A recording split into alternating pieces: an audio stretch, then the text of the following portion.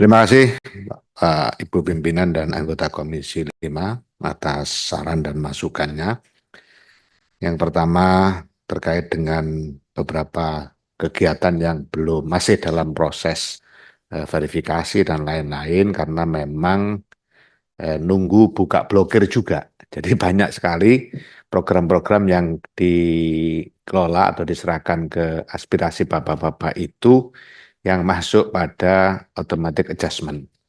Dan kita sudah ajukan pembukaannya, mudah-mudahan di bulan Agustus September ini bisa realisasi, dan itu berarti Bapak Ibu masih menjadi bagian dari program atau keberlanjutan program ini. Kemudian terkait dengan penerimaan negara bukan pajak, kalau di Kementerian Desa nggak banyak, selain penjualan aset yang sudah tidak bisa dipakai, itu ada namanya gedung Makarti yang memang cukup laris disewa oleh masyarakat umum untuk resepsi pernikahan dan lain-lain. Kemudian tambahan aset dari BRIN karena kita ada kantor yang pindahan dari Abdul Muiz. Jadi kantor Kementerian Desa PDTT yang lama, yang induknya dulu itu ada di Muiz, terus diminta oleh MK untuk perluasan kegiatan MK. Nah, kita ditukar dengan aset yang miliknya BRIN di Kalisari. Sehingga Kementerian Desa PDTT sekarang selalu dekat dengan Kalibata dan Kalisari. Terkait dengan tahapan proses pembangunan desa dari sangat tertinggal ke desa mandiri, kalau dihitung dari perjalanan yang sudah kita lihat fakta di lapangannya sejak 2000 itu ada dibutuhkan waktu sekitar 4 tahun, kecuali hal yang sifatnya sangat spesifik, ada yang 2 tahun. Jadi misalnya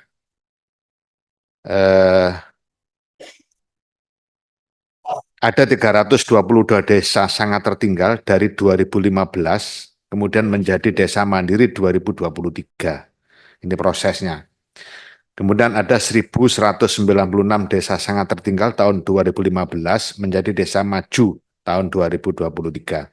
Nah, dari sini kita hitung itu butuh waktu 3 sampai 4 tahun untuk menjadi dari sangat tertinggal menjadi desa maju dan desa mandiri, meskipun ada yang 2 tahun, tapi kasus karena memang kepala desanya sangat luar biasa.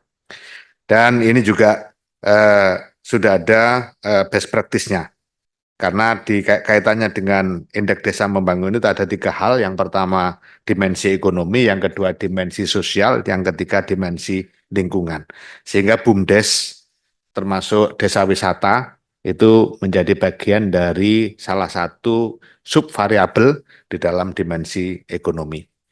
Kemudian terkait dengan nomenklatur Kementerian Desa, dalam beberapa diskusi dengan tim transisi, kayaknya memang sesuai dengan apa yang menjadi harapannya Pak Syahrul Aidi. Jadi Kementerian Desa dan Transmigrasi.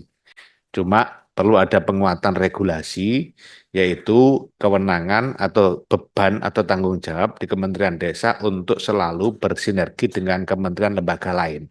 Supaya semua barang masuk ke desa itu terkoordinasi.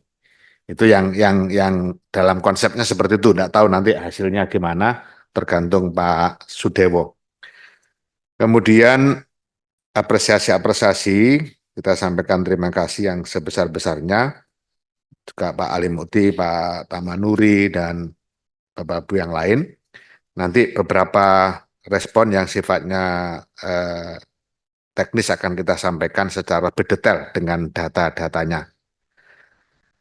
Termasuk misalnya kemungkinan-kemungkinan terkait dengan perubahan nomenklatur di Kementerian Desa.